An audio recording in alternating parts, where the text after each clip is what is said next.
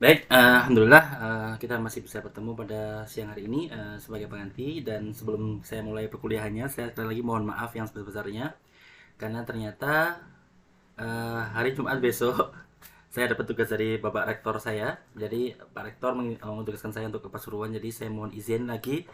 Tapi insya Allah, hari Jumat besok, teman-teman tidak usah kuliah dulu. Saya buatkan video saja, jadi full video untuk pertemuan ketiga yang besok ini. Tapi teman-teman mohon belajar dengan serius karena nanti akan ada materi kuis dari materi kita hari ini dengan materi kita pada hari itu yang video yang akan saya buatkan. Jadi akan ada kuis 10 soal. Jadi silakan nanti teman-teman mengerjakan. Hanya saja mungkin saya akan unggah videonya pada hari Sabtu ya. Jadi seperti itu. Sekali lagi mohon maaf karena benar-benar mendadak saya dapat tugas kemarin. Karena ini berkaitan dengan kenaikan pangkat saya, jadi mohon doa restunya semoga bisa segera bisa naik ya, amin ya rabbal alamin. Baik, hari ini kita akan belajar tentang proses evolusi dan juga pola evolusi dan juga protozoa ya. Tapi sebagaimana biasa, mari kita awali pertemuan kita pada siang hari ini dengan membaca doa seperti biasa. Bismillahirrahmanirrahim.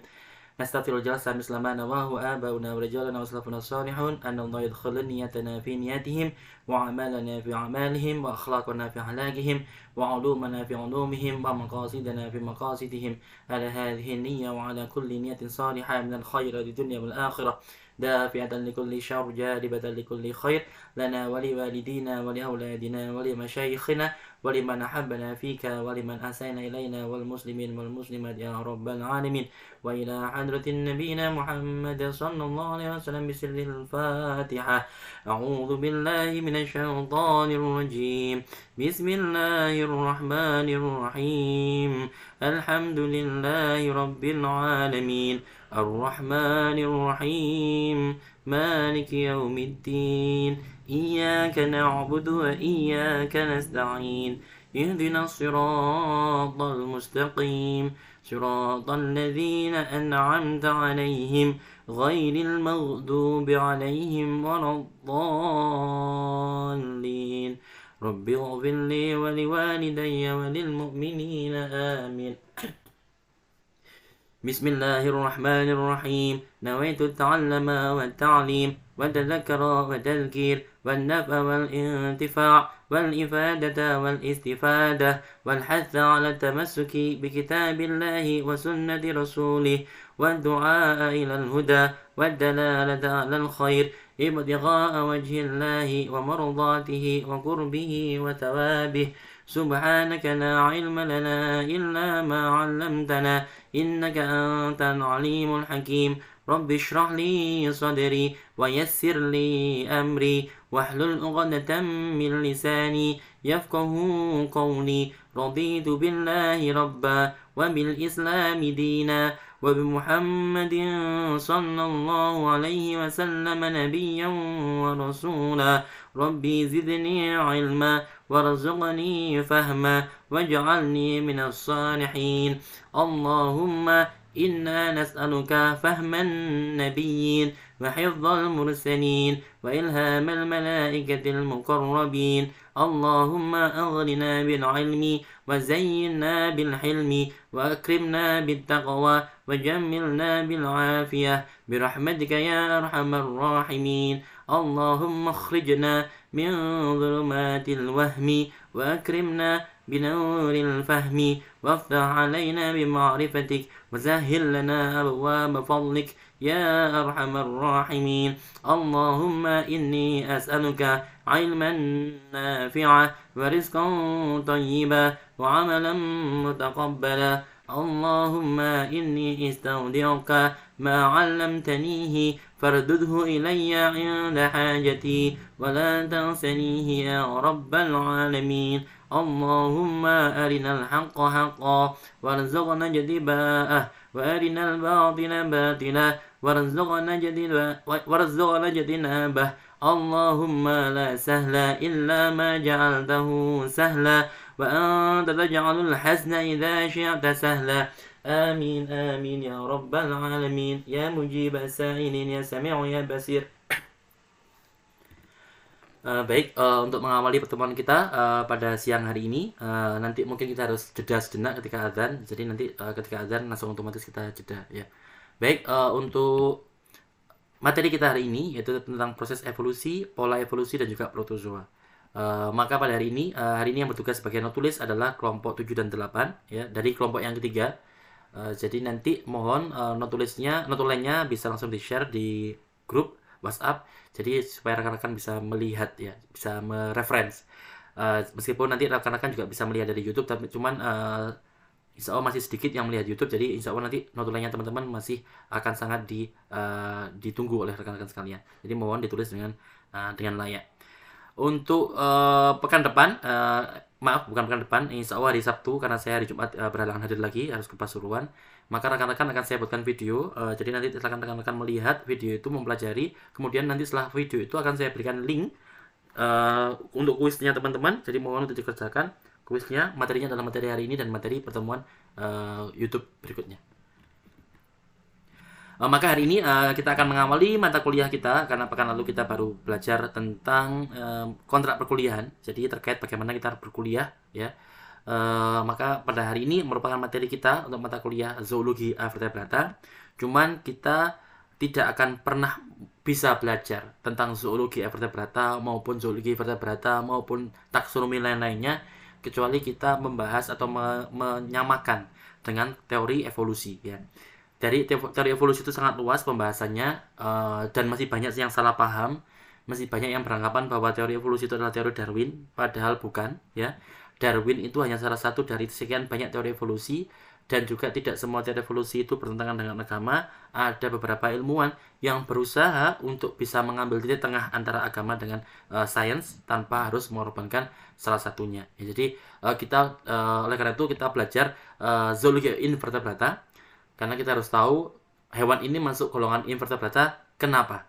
Hewan ini masuk golongan vertebrata, alasannya mengapa? Sedangkan hewan lain mengapa kok masuk vertebrata? Atau bahkan ada hewan lain yang tidak bisa masuk golongan invertebrata maupun vertebrata, itu juga nanti akan kita bahas ya. Seperti yang teman-teman lihat di gambar, ini merupakan kladogram. Jadi kladogram itu merupakan salah satu cara untuk menampilkan menampilkan hubungan atau hubungan antar organisme ya. Meskipun di gambar ini kita tidak bisa melihat urutan waktunya ya. Jadi hanya hubungannya saja tapi tidak bisa mengetahui ya. Sebentar lagi adzan. Kalau gitu kita berhenti sebentar ya.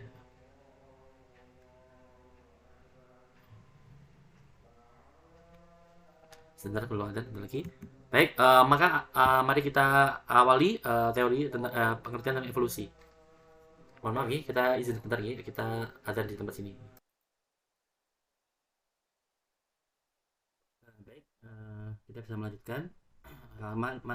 Maka yang pertama akan kita bahas adalah tentang definisi daripada evolusi itu sendiri ya.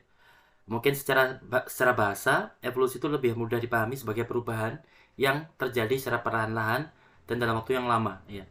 Oleh karena itu lawan-lawannya evolusi adalah revolusi. Teman-teman dulu pernah ingat revolusi industri ya, kemudian revolusi Prancis, kemudian juga revolusi kemerdekaan Indonesia. Maka semua itu perubahan yang terjadi secara sangat cepat ya. Jadi lawannya evolusi adalah revolusi. Kalau evolusi itu sangat lambat dan waktunya lama, kalau revolusi sangat singkat dan karena singkat tentunya menjadi radikal ya. Jadi radikal. Oleh karena itu evolusi dalam konteks ilmu biologi saat ini, maka evolusi adalah proses perubahan genetik maupun non genetik. Jadi perubahan-perubahan baik yang melibatkan gen maupun perubahan yang melibatkan non genetik, yaitu misalkan adaptasi dan sebagainya, seiring waktu yang sangat lama biasanya dalam populasi organisme tertentu yang dapat menghasilkan perbedaan dalam ciri-ciri fisik, perilaku atau adaptasi organisme tersebut ya. Jadi ini merupakan definisi evolusi yang akan kita pegang mulai hari ini sampai nanti perkuliahan hari ini selesai. Oleh karena itu, ketika kita membahas tentang evolusi, maka biasanya kita akan membahas tentang perubahannya. Mungkin teman-teman yang sangat familiar, yang mungkin teman-teman sering dengar, atau mungkin yang juga akan teman-teman pahami saat ini, bahwasanya teori evolusi yang terkenal itu yang mengatakan bahwasanya manusia itu berasal dari makhluk non hidup ya.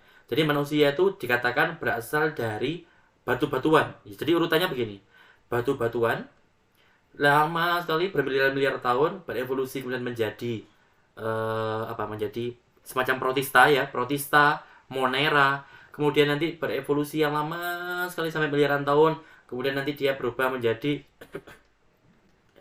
hewan yang lebih tinggi. Kemudian nanti tuh naik lagi, berevolusi lagi menjadi tumbuhan, berevolusi lagi menjadi hewan-hewan ya. Termasuk di sini pastinya ada kayak misalkan kera-kera dan sebagainya.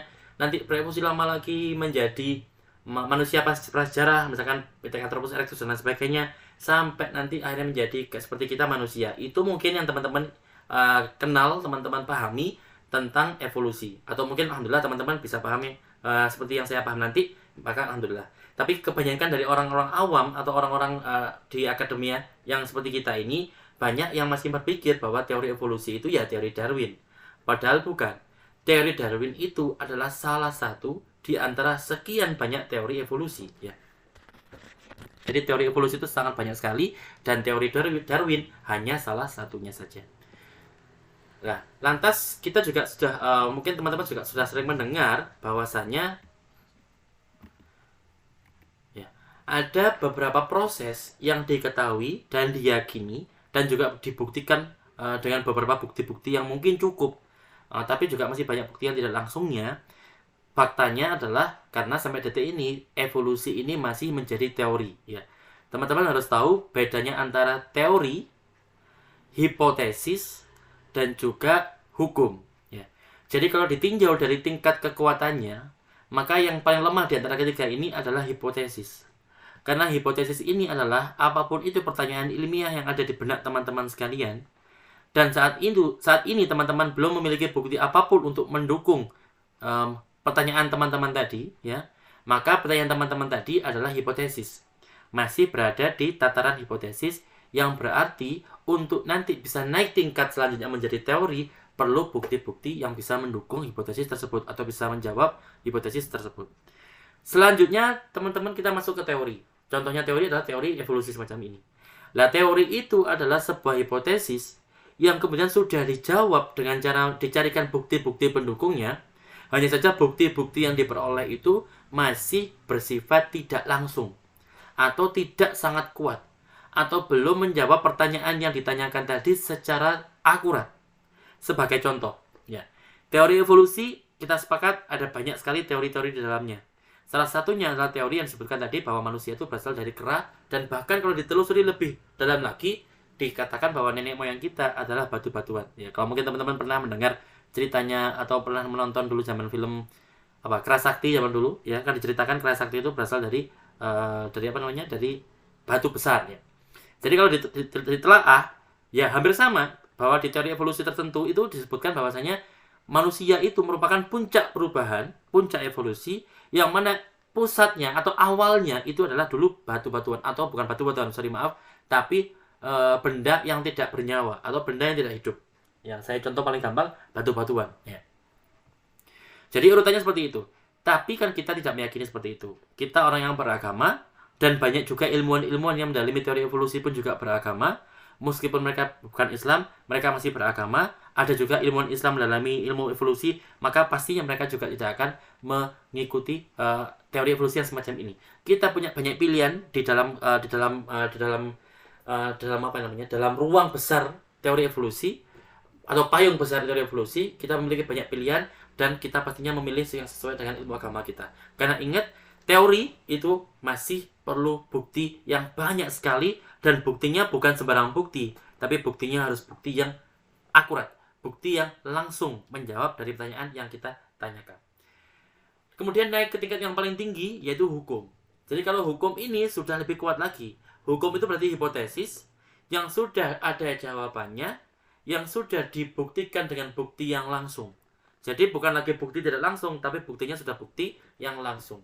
Sehingga di sini hukum itu tingkatannya paling tinggi dibandingkan tadi hipotesis maupun teori. Ya. Dalam hal ini juga agama kita Islam itu juga termasuk hukum, dan bahkan hukumnya itu hukum absolut ya, bukan saja hukum biasa, tapi hukum yang absolut, yang sehingga kebenarannya itu mutlak. Sehingga nanti teman-teman, kalau teman-teman pas belajar itu ketemu sama ilmu-ilmu yang bertentangan dengan agama, maka sudah dengan gampangnya teman-teman bisa memilih bahwa dalam pilihan itu teman-teman harus memilih agama Islam sebagai yang dimenangkan, ya. Bukan lagi teori, karena teori itu adalah salah satu produk karya ilmiah, yang berarti kebenarannya adalah kebenaran ilmiah. Yang mana kebenaran ilmiah itu sangat tergantung pada metode ilmiah apa yang digunakan, kapan dilakukan, dan kapan dipublikasikan. Semua itu sangat tergantung pada itu. Jadi kebenaran ilmiah itu sangat lemah. Sebagai contoh nanti akan saya tunjukkan. Lemah selama ada buktinya dia kuat. Tapi ketika nanti buktinya dibantah, dia menjadi tidak kuat. Makanya kalau nanti teman-teman membaca jurnal-jurnal penelitian atau jurnal-jurnal pendidikan, kemudian teman-teman sudah menginstal software tertentu atau menginstal add-ons tertentu, yang add-onsnya itu bisa mendeteksi bila mana software papernya yang teman-teman baca itu sudah ditarik oleh penulisnya atau sudah ditarik oleh penerbitnya. Karena apa? Bisa jadi karena kesimpulannya salah, atau bisa jadi karena datanya salah, atau bisa jadi karena penelitinya mengarang cerita untuk membuat jurnal penelitian. Banyak sekali. Tapi intinya apa? Bahwa lagi-lagi ini membuktikan bahwa temuan ilmiah itu sangat kuat selama masih ada buktinya dan selama masih diakui buktinya. Tapi bisa menjadi dilupakan orang, bisa menjadi tidak dianggap orang bila mana sudah ada temuan baru yang bisa membenarkan atau mengoreksi daripada temuan-temuan yang lama, ya. Oleh karena itu kalau teman-teman, saya kurang tahu di UIN 1, kalau di kampus-kampus yang lain itu ada keterangan seperti ini. Kalau nanti teman-teman membuat skripsi, wajib mencatat referensi, daftar referensi yang daftar referensinya itu berusia 5 tahun. Jadi kalau teman-teman tahun depan menulis skripsi tahun 2024, maka daftar referensi terakhir yang boleh teman-teman gunakan untuk skripsinya teman-teman adalah tahun 2019, ya. Itu di beberapa kampus. Itu yang saya masih ingat di SMP, di ketika S1 dulu, maka secara usia daftar referensi yang boleh digunakan untuk referensi skripsi adalah usia yang maksimal adalah 5 tahun, ya. Kecuali kalau textbook, ya. Oleh karena itu saat ini yang kita pelajari adalah tentang teori evolusi. Berarti teori itu berarti sudah banyak buktinya memang, tapi buktinya masih berupa bukti yang tidak langsung. Ada banyak proses untuk yang bisa menyebabkan terjadinya evolusi. Kita tahu bahwa evolusi itu sudah terjadi sekian lama. Bahkan kalau kita berbicara tentang manusia saja, Nabi Muhammad SAW, Allahumma shalli alaihi, zaman beliau itu kan sudah 1445 tahun Hijriah yang lalu. Berarti sudah ribuan tahun. Tapi kita husnudzon, fisiknya umat terdahulu, ya, itu insya Allah juga masih sama dengan kita, ya. Ada perbedaan, wallahu alam, ada mungkin, tapi masih tetap manusia, ya. Dan juga kalau kita berbicara tentang Nabi Adam maupun nabi-nabi setelahnya, maka beliau semuanya sudah puluhan ribu tahun yang lalu insya Allah. Karena Nabi Muhammad saja sudah 1400 tahun, maka Nabi Adam berarti sudah ribuan tahun, bahkan mungkin puluhan ribu, dan pun masih tetap manusia. Berarti perubahan yang terjadi sejak Nabi Adam sampai detik ini yang mungkin usianya seribuan tahun, atau bahkan 2000 tahun, atau mungkin 30 ribu tahun, toh sampai detik ini kita, anak cucu beliau, masih tetap manusia. Sehingga evolusi terjadi, memang perubahan, kita memang berubah, terjadi. Teman-teman yang dulunya SMP menjadi SMA kemudian berubah menjadi kuliah yang dulunya mungkin tidak bisa biologi banget sekarang menjadi ahli biologi. Intinya perubahan itu terjadi, tapi sejauh perubahan itu terjadi selama kurun waktu yang tertentu tadi, belum sampai mengubah kita menjadi spesies yang baru. Lah, berarti sekarang jawabannya orang-orang yang meyakini bahwa manusia itu berasal dari benda mati dulunya, kemudian berasal dari kera dan sebagainya. Mereka meyakini bahwa perubahan dari kera menjadi manusia itu butuh waktu yang jutaan tahun, bahkan sampai miliaran tahun. Yang mana kita pasti sangat sulit untuk membuktikan kenyataannya. Jangankan 1000 tahun yang lalu, kita saja disuruh mencari riwayatnya kakek nenek moyang kita yang 3 generasi ke atas, ya, kakek buyut kita, maka kita mungkin kesulitan, ya. Karena ya tadi 100 tahun itu waktu yang cukup lama, apalagi 1000 tahun, apalagi 2000 tahun, apalagi 100.000 tahun. Beruntunglah dalam konteks agama kita belajar sangat luar biasa enak, karena ulama-ulama terdahulu selalu terbiasa untuk menjaga catatan keilmuan mereka dalam hal agama. Tapi kita tahu umat muslim memang lemah dalam konteks ilmiah karena memang kita lebih identik atau lebih prefer untuk mendalami ilmu agama dibandingkan ilmu-ilmu yang saat ini kita pelajari. Tapi karena kita orang biologi, maka mari kita belajar, karena berarti kita sudah diamanai oleh Allah, termasuk oleh orang tua kita, untuk belajar biologi. Untuk apa? Ya tujuannya supaya iman kita semakin meningkat dengan belajar ilmu biologi termasuk ilmu evolusi. Ada banyak proses untuk evolusi terjadi. Yang pertama seleksi alam. Ya, kita tahu bahwa evolusi alam itu mengatakan bahwa kalau alam itu berubah, maka hanya organisme-organisme atau spesies-spesies yang mampu beradaptasi dengan alam perubahan alam itulah yang mampu bertahan. Ya. Kemudian juga dimutasi genetik. Ya. Jadi nanti ketika ada alam itu berubah, maka hanya organisme-organisme yang memiliki profil genetik yang ideal untuk perubahan alam itu, maka spesies-spesies inilah yang nanti akan bertahan. Ataupun juga seringkali ketika ada perubahan alam, maka manusia atau makhluk hidup akan menyesuaikan, ya, akan menyesuaikan sehingga nanti akan memenuhi kriteria yang dibutuhkan oleh kebutuhan alam pada saat itu. Ini adalah penjelasan dari seleksi alam dan juga mutasi genetik. Bisa jadi kita berubah, sebagai contoh teman-teman, kita itu mungkin kalau berpanas-panasan di bawah sinar matahari UV dalam waktu yang cukup lama dan sangat terik, bisa jadi kita pun mengalami mutasi di kulit kita, di sel-sel kulit kita. Tapi sebanyak apapun mutasi, selama kita masih manusia, ya berarti kita masih manusia. Ya. Sampai detik ini nggak ada ilmuwan satupun di dunia ini, sepengetahuan saya, mohon dikoreksi kalau saya salah, yang bisa menjelaskan bahwa seperti ini. Kalau ada seseorang yang mengalami mutasi sebanyak 1 juta kali, maka dia sudah keluar dari golongan manusia. Saya belum menemukan seperti itu. Maksudnya apa? Maksudnya sampai detik ini belum ada batasan yang jelas kapan kita bisa mengeluarkan satu spesies dari spesiesnya. Jadi misalkan manusia termutasi, atau misalkan manusia itu terkena radiasi nuklir misalkan. Nun sewu, meskipun badannya atau tubuhnya itu mengalami kecacatan, tapi pun kita masih termasuk golongan manusia. Jadi oleh karena itu yang paling aman oleh ilmuwan evolusi di zaman dahulu yang meyakini bahwa manusia itu berasal dari makhluk-makhluk hidup yang lebih rendah. Mereka meyakini bahwa proses evolusi itu butuh waktu jutaan bahkan sampai miliaran tahun. Kalau 100 tahun nggak kelihatan, 1000 tahun belum kelihatan. Oleh karena itulah sampai detik ini keyakinan mereka ini, temuan-temuan mereka ini masih berada di tataran teori, belum sampai titik hukum. Ya. Jadi bisa dipahami nggih, kenapa kok sampai detik ini teori evolusi itu ya masih teori, bukan hukum. Tapi kenapa juga teori evolusi ini bukan yang awal tadi, bukan hipotesis, ya. Dia bukan hipotesis lagi karena dia sudah ada jawaban, ada banyak buktinya meskipun buktinya tidak langsung. Ada juga proses migrasi. Migrasi menyebabkan evolusi juga bisa terjadi. Seperti sebagaimana yang diyakini oleh Darwin pada awalnya dulu ketika dia menemukan ada banyak sekali versi burung fin yang ada di daerah tersebut.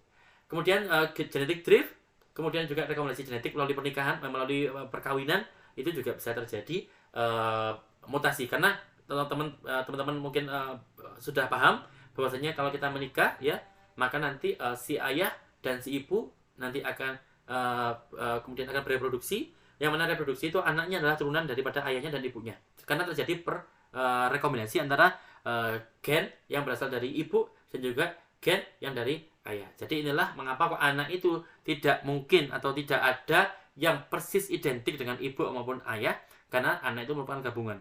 Bahkan jangankan seperti itu, yang kembar identik pun tidak pernah 100% mirip ya. Mirip iya, tapi tidak identik 100% ya. Oleh karena itu, karena hal itu semuanya terjadi melalui proses yang namanya rekombinasi genetik yang melibatkan pertukaran materi genetik antara satu organisme dengan organisme yang lain. Ini semua 5 hal ini diyakini merupakan proses-proses yang bisa menyebabkan terjadinya evolusi, tapi poin terpentingnya adalah butuh waktu yang sangat lama. Karena tadi saya sebutkan, sejak zaman Nabi Adam saja sampai sekarang, kita masih tetap manusia. Oke lah, mungkin ada yang meyakini bahwa manusia zaman dulu itu tinggi-tinggi. Ya, karena seperti teman-teman tahu, di Yaman itu kemarin sempat sekarang itu ada makamnya Nabiullah Hud ya. Jadi ditemukan makamnya Nabiullah Hud yang mana makam itu beliau itu panjangnya sangat bermeter-meter ya. Jadi apakah benar masyarakat terdahulu merupakan manusia terdahulu itu tinggi-tinggi? Wallahu alam. Saya pernah dengar cerita dari guru ngaji saya waktu kecil bahwa ukuran manusia terdahulu itu tinggi-tinggi setinggi pohon kelapa. Jika memang seperti itu, maka makam yang ditemukan di Hadramaut Yaman itu makam Nabiullah Hud make sense karena makamnya panjang. Atau kalau mungkin terlalu jauh, kalau teman-teman ingat di daerah Gresik itu ada makam dulu seorang perempuan wanita solihah yang beliau termasuk salah satu pensyiar Islam pertama kali, yaitu Siti Fatimah binti Maimun. Itu pun makam beliau kalau diukur itu ukurannya juga melebihi ukuran manusia pada saat ini. Berarti bisa jadi memang manusia terdahulu adalah memang ukurannya tinggi-tinggi ya, tingginya tinggi-tinggi sekali ya. Jadi tapi karena semakin kesini alam itu membutuhkan atau alam itu memang ideal bagi mereka-mereka yang bertinggi badan sedang seperti kita, maka mungkin itu juga yang menyebabkan beliau itu juga sudah pergi, dan saat ini manusia pada umumnya adalah tingginya setara dengan kita atau sekitar 170-80-an ya. Inilah intinya apa? Ada poin terpenting dari semua poin ini, yaitu adalah perlu waktu yang sangat panjang. Karena tadi sejak zaman Nabi Muhammad saja sampai sekarang kita masih tetap manusia. Sejak zaman Nabi sebelumnya, Nabi Isa, kita masih manusia. Nabi Zakaria, Ilyas, kita masih tetap manusia. Dan sampai kapanpun insya Allah kita pun tetap manusia. Jadi tetap kita berevolusi, tapi evolusi kita tidak membuat kita keluar dari jalur manusianya. Nanti akan saya tunjukkan skemanya supaya teman-teman bisa memahami dengan lebih mudah. Sebelum itu, mari kita perdalam dulu tentang perbedaan antara teori evolusi dan teori evolusi Darwin. Yang mana banyak sekali di antara kita yang masih salah paham terkait tiga hal ini. Pertama, evolusi yang tadi kita jelaskan bahwa evolusi itu perubahan yang terjadi secara lambat dan dalam waktu yang lama, baik melibatkan unsur genetik maupun unsur non-genetik ya. Jadi yang terpenting adalah lamanya, ada perubahan dan lama.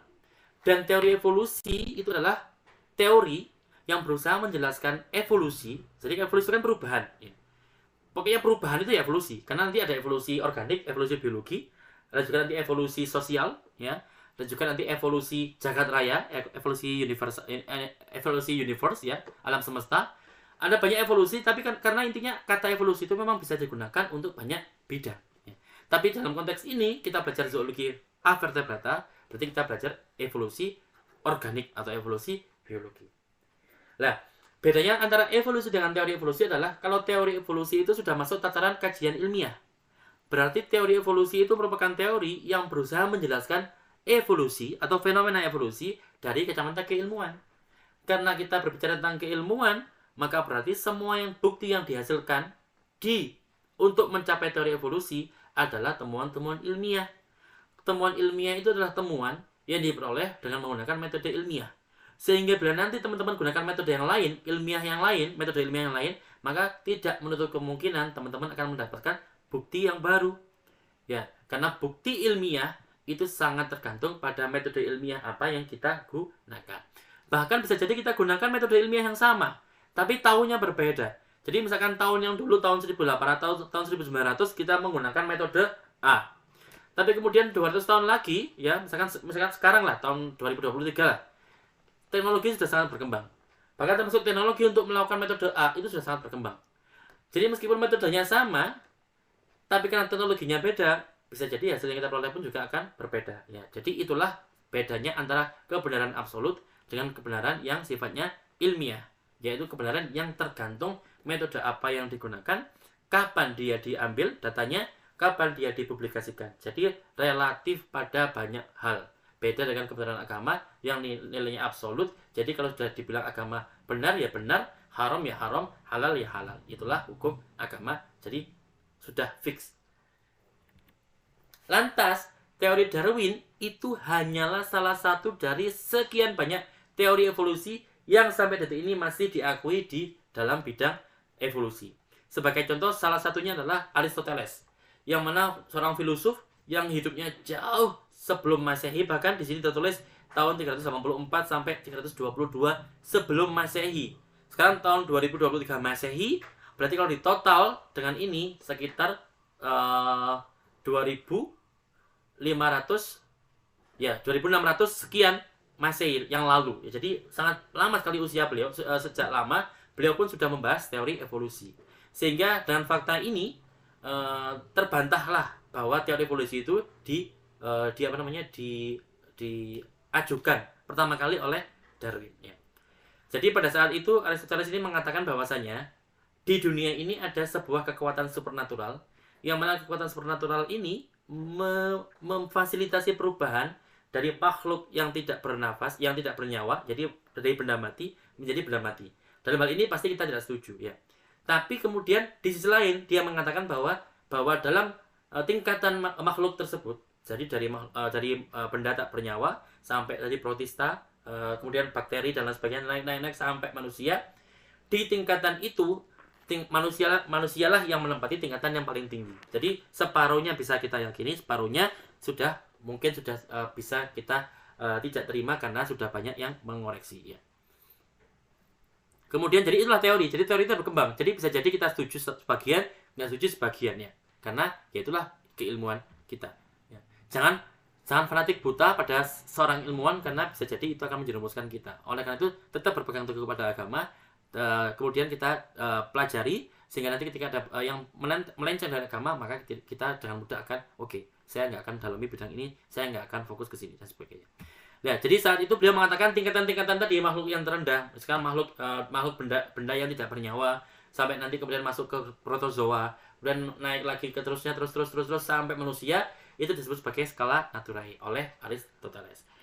Selain beliau juga kakek dari Charles Darwin sendiri juga merumuskan teori evolusi. Jadi bukan saja Darwin, jadi kakeknya sudah menjadi ilmuwan. Jadi lagi-lagi hal ini membantah fakta, membantah anggapan bahwa Darwin merupakan bapak evolusi. Jadi yang membuat Darwin atau Charles Darwin menjadi bapak evolusi karena memang dia itu rajin nulis, rajin publikasi, sehingga pengaruh dia di dunia ilmuwan itu sangat tinggi. Sampai sekarang pun orang masih identik menghubungkan teori evolusi dengan Darwin. Padahal kenyataannya dia bukan pelopor teori evolusi.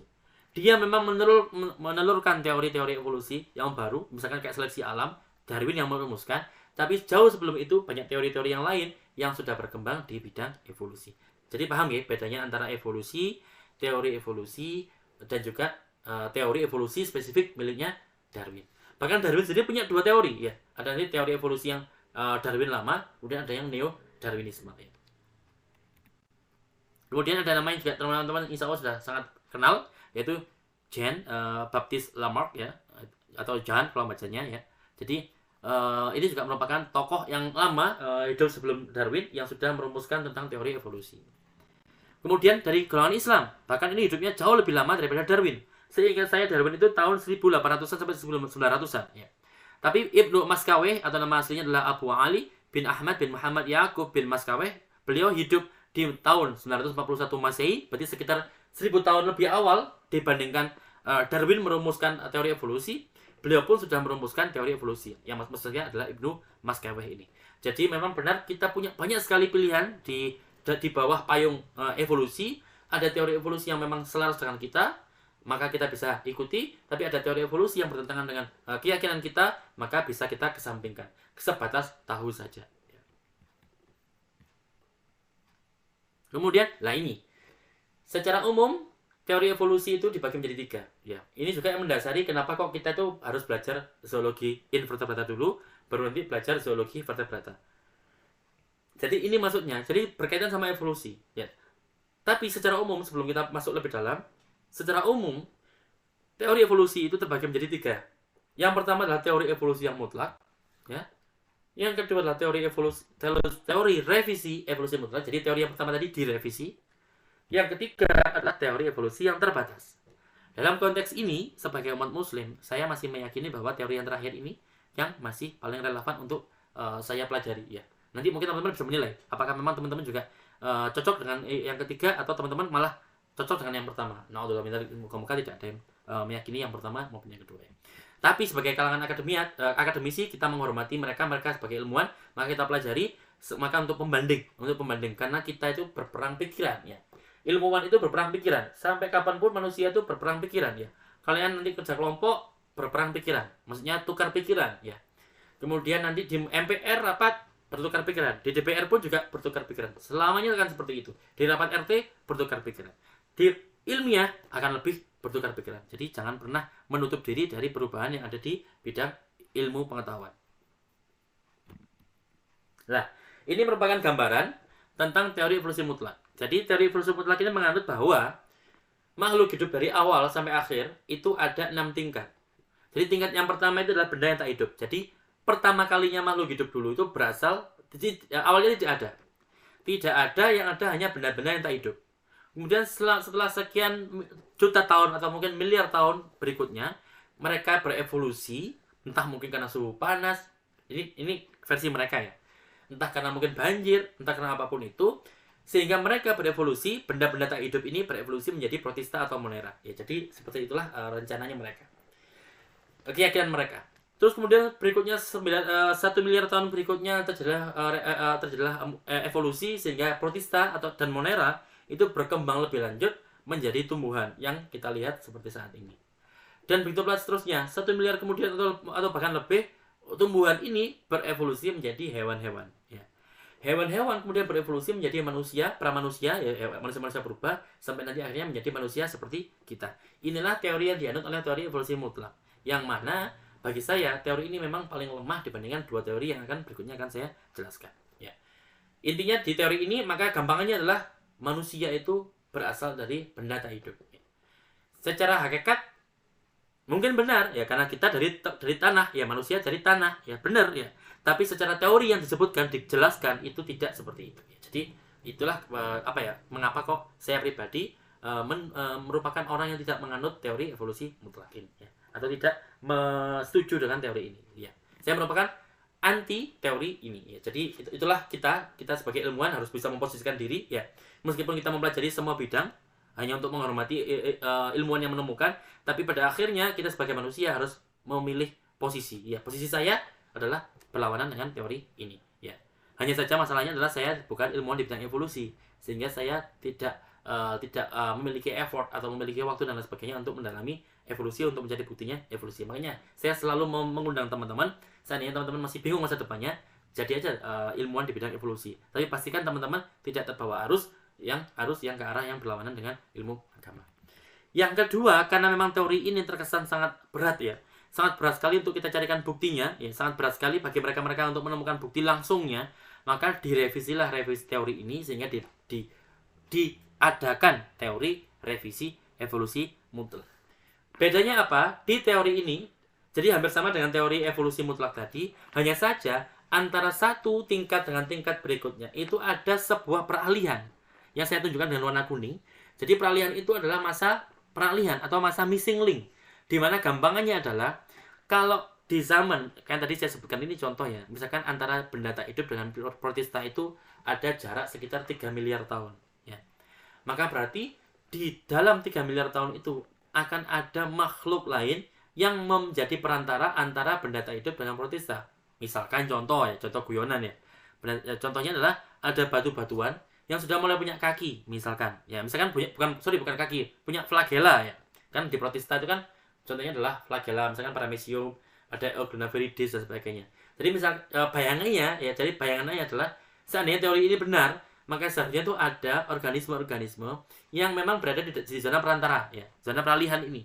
Jadi misalkan kayak tadi ada batu yang batunya itu bergeraknya menggunakan flagella, atau batu bergeraknya menggunakan silia. Itu contoh, itulah missing link yang dimaksud oleh teori ini ya. Jadi selama missing link tadi belum ditemukan, maka teori ini akan tetap menjadi teori ya. Jadi itulah teori revisi evolusi mutlak. Di setiap titiknya ada namanya apa? Ada missing link, ada area peralihan ya. Namanya missing berarti masih menghilang saat ini, masih dicari oleh ilmuwan evolusi. Sebenarnya bagaimana sih Pak kok ilmuwan bidang evolusi itu bisa mengetahui usia daripada sebuah fosil ya?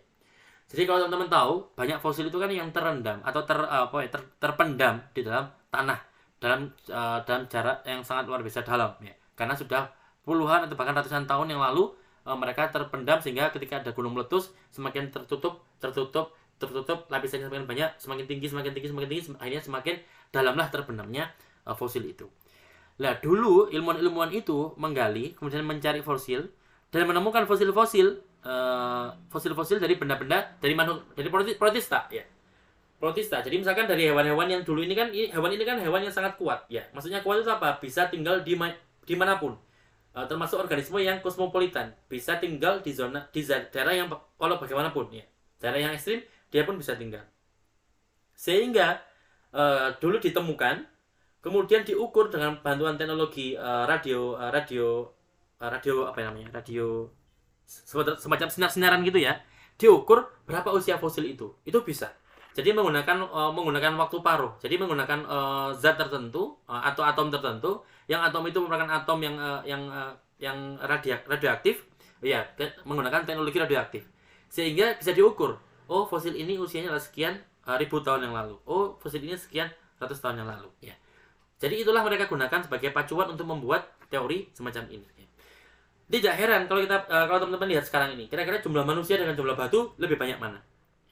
Lebih banyak batu, sehingga batu purba zaman dahulu terpendam di bawah tanah, kemudian ditemukan oleh para pakar, diukur usianya, maka batu itu biasa jadi usianya sangat tua, ya. Dan dia mudah ditemukan karena batu itu ada di mana-mana. Di hutan pun ada batu, di laut pun ada batu, di rumah kita pun bahkan ada batu. Beberapa rumah ada batu dalam rumahnya. Bandingkan dengan manusia, jumlah manusia sejak dulu sampai sekarang, bahkan kalau sekarang dianggap jumlah manusia itu banyak sekali, jumlahnya itu belum sampai triliunan jumlah manusia itu. Sehingga kalau nanti misalkan ada kecelakaan yang sangat besar, ada bencana besar sekali, manusia hampir punah misalkan.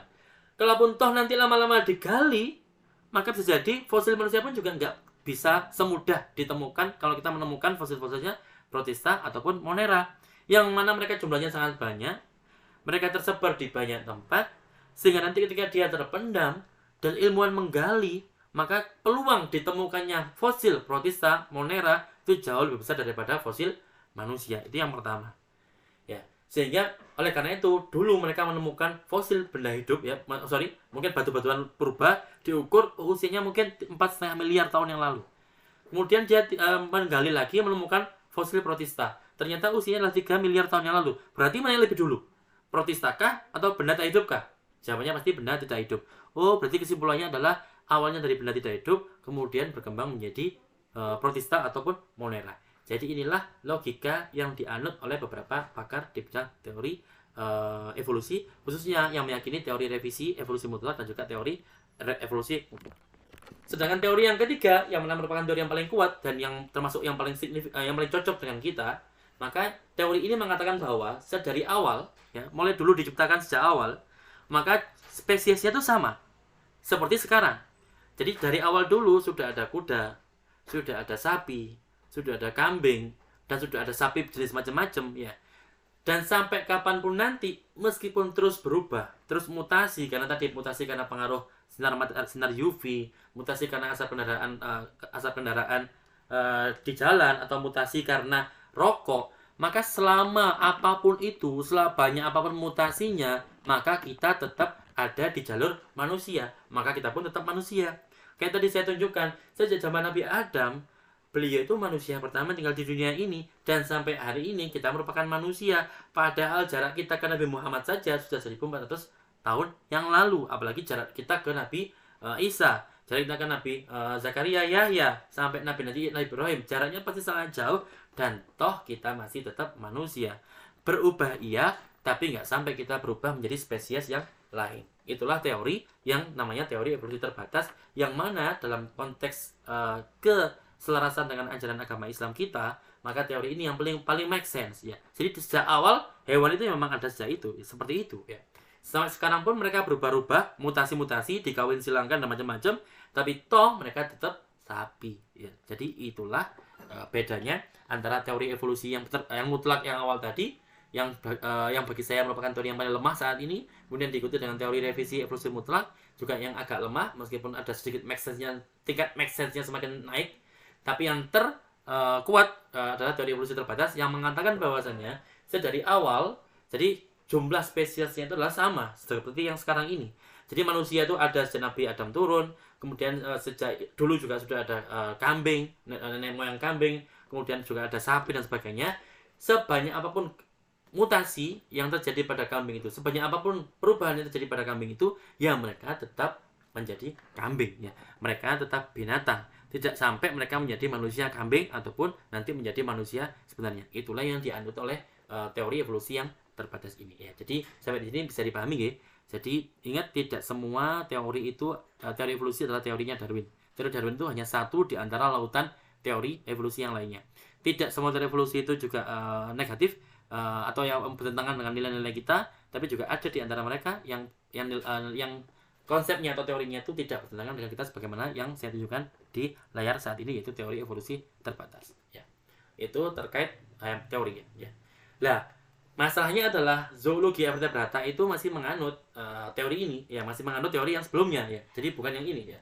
Karena faktanya adalah kita masih beranggapan di textbook zoologi vertebrata masih beranggapan bahwasanya makhluk hidup atau hewan terendah itu adalah porifera, ya.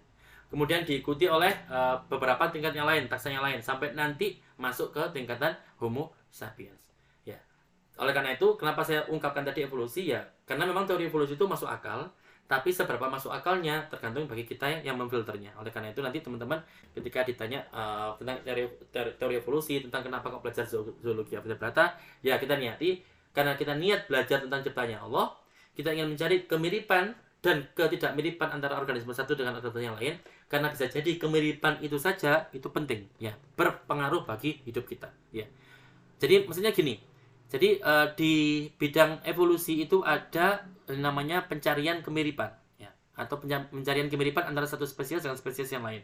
Kalau teman-teman buka jurnal-jurnal penelitian yang banyak, itu juga banyak yang fokusnya tentang hanya membandingkan misalkan antara sapi Madura kemudian antara sapi Bali itu sejauh mana perbedaannya dan sejauh mana kemiripannya. Jadi teori evolusi dalam hal ini itu bisa kita lihat, bisa kita manfaatkan untuk hal lain ya, bukan saja untuk untuk memahami pola pikir yang seperti yang tadi saya sampaikan, tapi juga untuk hal yang lain. Misalkan untuk pembuatan obat, itu juga bisa. Jadi kalau ada obat yang dia berfungsi baik di di sapi misalkan, di sapi Madura misalkan, maka bisa jadi kemungkinan besar obat yang sama itu bisa kita terapkan atau kita berikan kepada sapi Bali. Karena mereka berdua sama-sama sapi, peluang obat satu dengan obat digunakan di hewan lain itu fungsinya sama, itu juga besar ya. Jadi inilah yang salah satu manfaat daripada mempelajari ilmu evolusi yang hari ini kita bahas ya. Mohon izin saya minum dulu.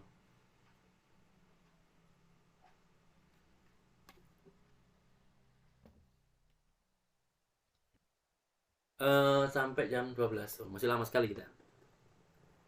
Monggo kalau ada pertanyaan ya, biar tidak sepi ya. Ini kalau saya ceramah terus jadi agak capek, apalagi sekarang cuma lihat layar ya. Jadi monggo kalau ada pertanyaan bisa ditanyakan. Bisa langsung interupsi, langsung sampaikan nama dan pertanyaannya.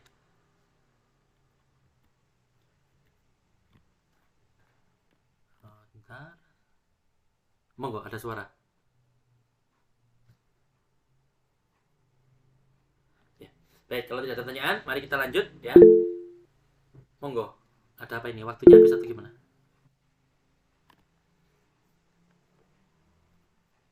Suara WhatsApp mungkin ya. Baik, kemudian untuk mempelajari evolusi itu beberapa di antara ilmuwan itu menggunakan pendekatan ya, misalkan pendekatan yang namanya kladogram dan juga menggunakan phylogenetic tree. Ya, jadi ini merupakan sebuah tool atau dua tool yang memang sering digunakan untuk mempelajari tentang evolusi dan juga mempelajari tentang hubungan antara organisme satu dengan yang lainnya ya. Dua-duanya penting, tapi dua-duanya juga mestinya memiliki perbedaan antara satu sama lain.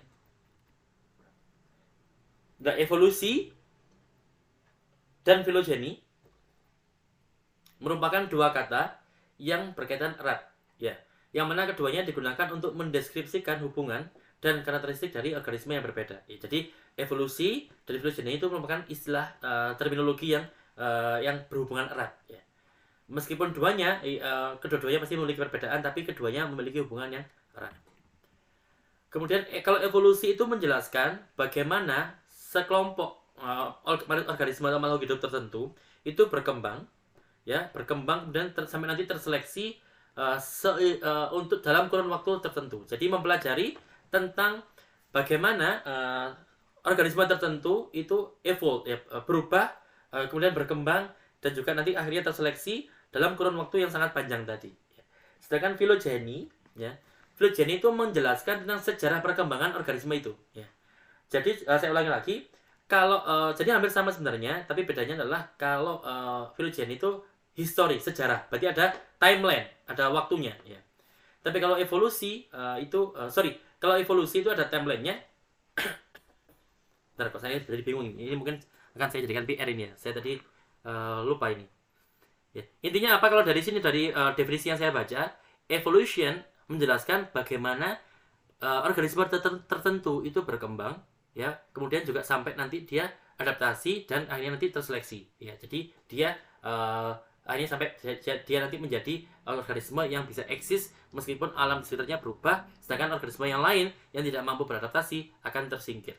Itulah yang dibahas dalam ilmu evolusi. Tapi kalau filogeni itu menjelaskan tentang sejarah perkembangan daripada suatu organisme. Ya, kita next dulu, nanti kita akan temukan jawabannya. Nah, jadi di dua bidang ini, yaitu bidang evolusi dan filogeni, itu ada dua diagram. Masing-masing membuat diagram yang untuk memudahkan memahami konsep mereka. Ya, seperti itu.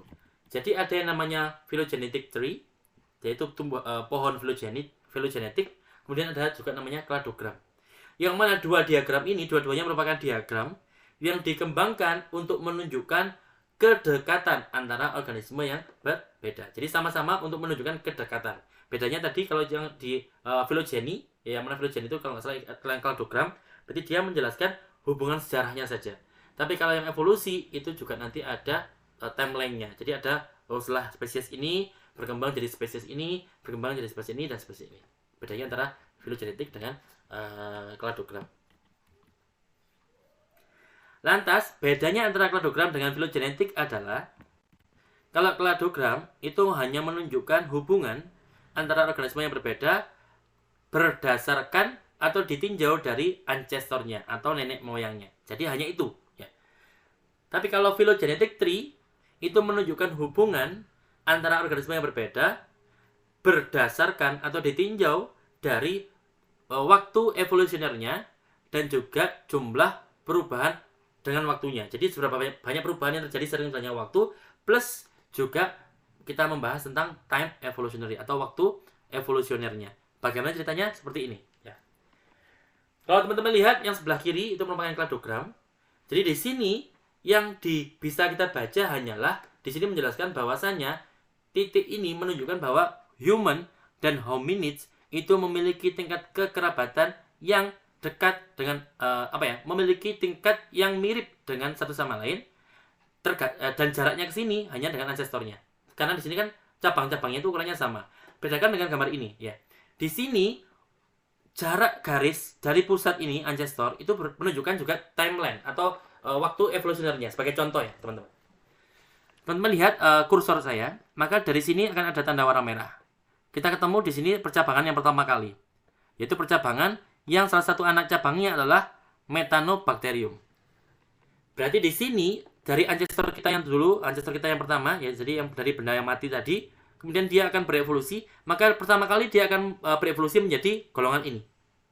Karena apa? Karena diukur dari pusat ancestornya, jaraknya itu paling dekat dibandingkan yang lain. Kemudian terus ke atas, nanti setelah dari golongan bakteri-bakterian ini nanti akan berkembang menjadi golongan Diplomonads. Ya, dari golongan insya Allah protozoa ini. Flagellata, protozoa lagi. Ciliata, protozoa. Sampai nanti berkembang menjadi hewan.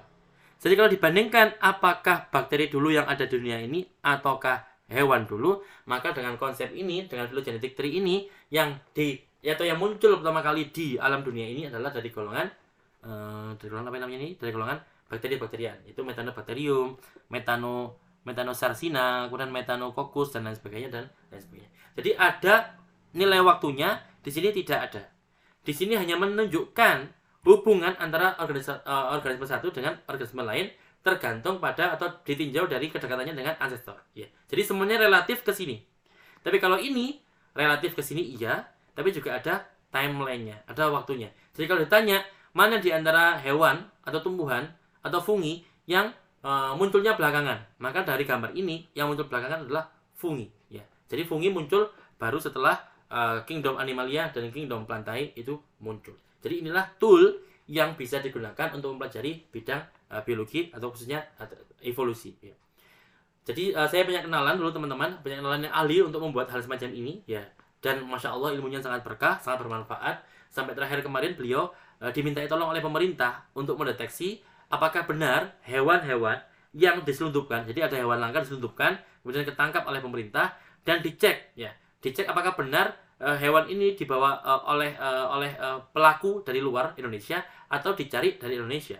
Dan dengan metode semacam ini diketahui ternyata hewan-hewan itu berasal dari Indonesia, sehingga pelakunya dihukum dengan hukuman yang setimpal. Jadi metode yang semacam ini yang kelihatan sederhana, tapi percayalah ini juga sangat berfungsi untuk mempelajari teori evolusi.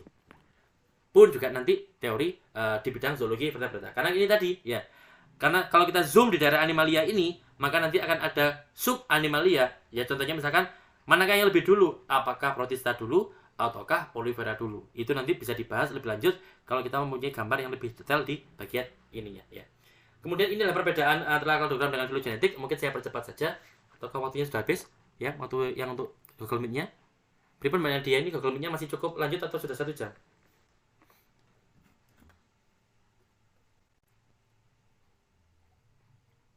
Karena beberapa mulai hari Senin kemarin itu entah bagaimana caranya teman-teman PJ itu bisa membuat Google Meet yang lebih dari 1 jam ya. Jadi tidak perlu putus-putus.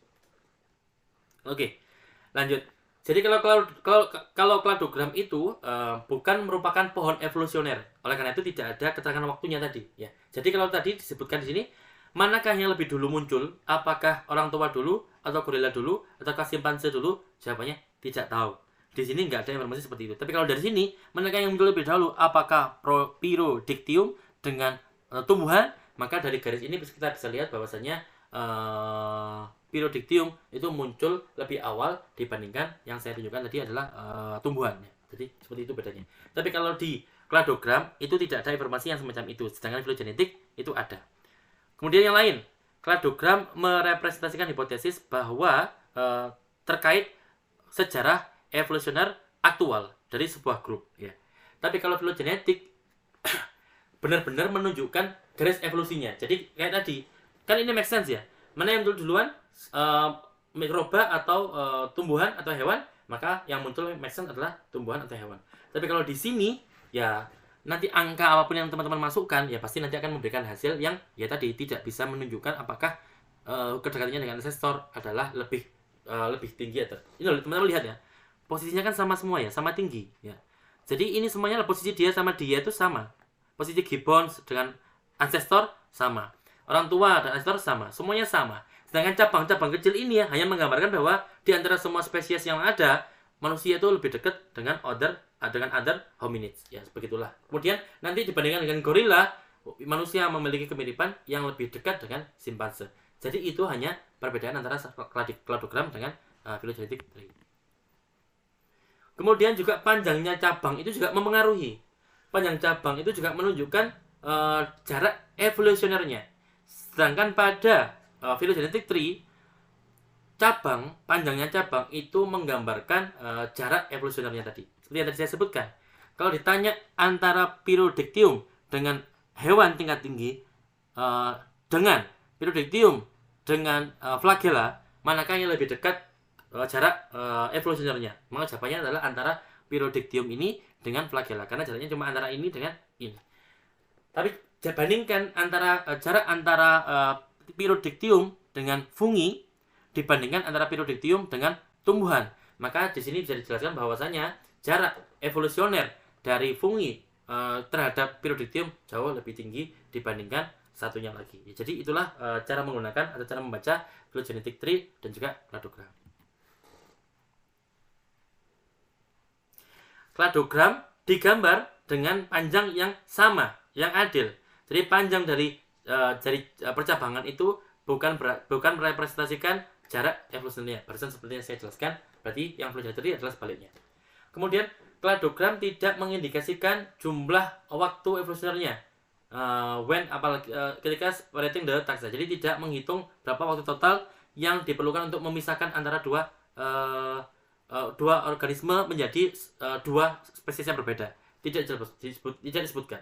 Tapi kalau di phylogenetic tree mengindikasikan berapa jumlah waktu evolusioner ketika dipisahkan. Misalkan contohnya ini ya. Jadi untuk memisahkan ini nenek moyang menjadi dua spesies yang berbeda itu diperlukan waktu yang dari sini sampai sini. Begitu pula untuk memisahkan antara flagellata dengan ancestor itu, maka diukur adalah yang sampai di titik flagellata di sini ya. Jadi itu merupakan jarak daripada jumlah waktu evolusioner yang diperlukan untuk memisahkan satu organisme supaya menjadi dua organisme ya. Jadi seperti itu materi kita. Lantas lanjut. Nah, sekarang baru kita masuk ke intinya ya. Intinya karena tadi kita membahas tentang evolusi, maka insya Allah kita sudah tahu sekarang tentang evolusi itu bagaimana. Apakah evolusi itu semuanya salah? Apakah evolusi itu ada yang benar? Kemudian teman-teman termasuk penganut evolusi yang bagaimana ya. Lantas kenapa kok saya memilih yang ketiga, teori evolusi terbatas? Alasannya mengapa? Maka semuanya itu sudah bisa dijawab oleh teman-teman sekalian setelah melalui perkuliahan kita pada siang hari ini ya. Hari ini lantas kemudian materi selanjutnya kita akan membahas tentang protista. Sebentar saya cek dulu. Ilmu itu bervariasi, ya. Ilmu itu berganti-ganti, ilmu itu berkembang, ilmu itu bisa dikoreksi, dan ilmu pun itu bisa mengoreksi. Sehingga itu, oleh karena itu, mari kita pahami bersama bahwa ilmu itu memiliki kebenaran yang sifatnya relatif. Sebelum ada fakta baru yang men-challenge ilmu yang kita pelajari saat ini, maka ilmu yang kita pelajari saat ini masih dianggap benar secara ilmiah. Maka itulah dinamakan sebagai kebenaran ilmiah, ya. Ya. Baik, saya percepat saja karena waktunya sudah mendekati, dan saya sudah beberapa kali tadi lepas pikiran, ya. Jadi karena saya sudah mulai kelelahan tadi pagi, ya. Saya mohon maaf, nanti insya Allah silakan teman-teman bisa melihat di YouTube materinya akan saya buatkan untuk materi khusus protozoa. Tapi untuk kuis pada hari Sabtu online itu nanti teman-teman nanti silakan mempelajari hanya sampai tadi bidang ini saja. Jadi sampai di sini materi kita untuk kuis, selanjutnya tidak perlu dimasukkan di kuis. Jadi untuk protozoa dan seterusnya maka hanya nanti akan saya buatkan YouTube. Silakan teman-teman belajar kalau teman-teman ingin mempelajari, tapi kalau tidak diwajibkan karena memang protozoa ini hanya pernah dibahas di mata kuliah zoologi vertebrata. Tapi saat ini karena sudah muncul teori pembagian kingdom menjadi 5 dan 6 yang mana protista ada sendiri, sudah terlepas dari animalia, maka protozoa sudah bukan menjadi pokok bahasan di mata kuliah zoologi invertebrata atau sudah tidak dianggap sebagai hewan invertebrata. Ya, secara umum itu seperti materi yang kita pelajari hari ini. Selanjutnya akan saya skip saja, jadi teman-teman nanti bisa melihat, ya. Jadi ini adalah contohnya adalah flagella, ya. Kemudian ini merupakan struktur daripada flagellanya. Jadi flagella itu bisa bergerak karena flagella itu memiliki organel yang luar biasa, yaitu mikrotubul. Manusia pun juga punya mikrotubul, hanya saja bentuknya memang spesifik sekali, sehingga dengan bantuan flagella ini Euglena viridis itu bisa bergerak dan juga bisa untuk mencari makanan. Ya, jadi memang luar biasa peranan daripada flagella bagi Euglena viridis dan maupun protozoa sejenisnya. Kemudian ini merupakan tampilan dari Euglena. Lagi-lagi dia juga ternyata memiliki kloroplas sehingga dia bisa mengkonsumsi sendiri. Misalkan contoh di sini dia memiliki stigmata, yang mana stigma ini berfungsi sebagai matahari palsu. Jadi di tempat ini merupakan tempat masuknya sinar matahari, sehingga memang benar selain memiliki kloroplas, dia memang sudah bisa menangkap sinar matahari sehingga bisa melakukan fotosintesa sendiri di dalam tubuhnya. Tidak heran Euglena warnanya juga hijau, ya, karena hijau ini memiliki kandungan kloroplas, ya. Kemudian ada juga silia yang mana dia bergerak menggunakan rambut-rambut getar, ya, di sekitar tubuhnya. Maka contohnya adalah seperti ini, seperti Tetrahymena thermophilia. Jadi kalau diamati lebih mendalam, maka beginilah strukturnya silia. Lagi-lagi sama, di sini ada struktur yang mirip dengan mikrotubul. Seperti ini tadi, seperti di flagella tadi. Flagella juga memiliki mikrotubul yang posisinya melingkar, ya. Ada 8 pasang, kalau ada 9 pasang, ya. Ada 9 pasang mikrotubul, kita lihat 1, 2, 3, pasti jumlahnya 9, dan ada satu pasang yang berada di tengah, ya, berarti totalnya 10, ya. Di sel kita pun juga sama, sel-sel tubuh kita, mikrotubul itu kan dianggap sebagai cytoskeleton atau tulangnya sel. Jadi dia menggerakkan sel-sel kita. Jadi mikrotubul, mengapa kok flagella tadi bisa bergerak? Ya karena memang punya mikrotubul, ya. Sel kita bisa bergerak, mengapa? Karena kita punya mikrotubul dan lain sebagainya. Kemudian ya, terus karena dia cuma bersel tunggal, maka dia juga harus bisa mengatur, dan dia hidup di tempat yang berair, maka dia pun juga harus bisa mengatur bagaimana sirkulasi air supaya di dalam tubuhnya tidak terlalu banyak air. Air hanya diperlukan saja, selebihnya dibuang keluar. Dalam konteks ini dibantu oleh bagian tubuh dia yang bernama kontraktil vakuola atau vakuola kontraktil. Ya, mungkin sekian materi kita pada siang hari ini. Maka kurang lebihnya saya mohon maaf sekali lagi. Berikutnya silakan teman-teman melihat di video YouTube yang saya buatkan, dan ada kuis di akhirnya. Jadi materinya sampai tadi materi amoeba. Jadi protozoa, materi protisinya sangat sedikit sekali, tidak perlu banyak-banyak karena memang materi ini tidak menjadi materi yang wajib untuk mata kuliah kita, ya. Hanya sampai ini saja, ya. Jadi sampai ini saja. Mohon maaf kalau ada kurang lebihnya. Mari kita tutup dengan membaca doa sebagaimana biasa. Bentar.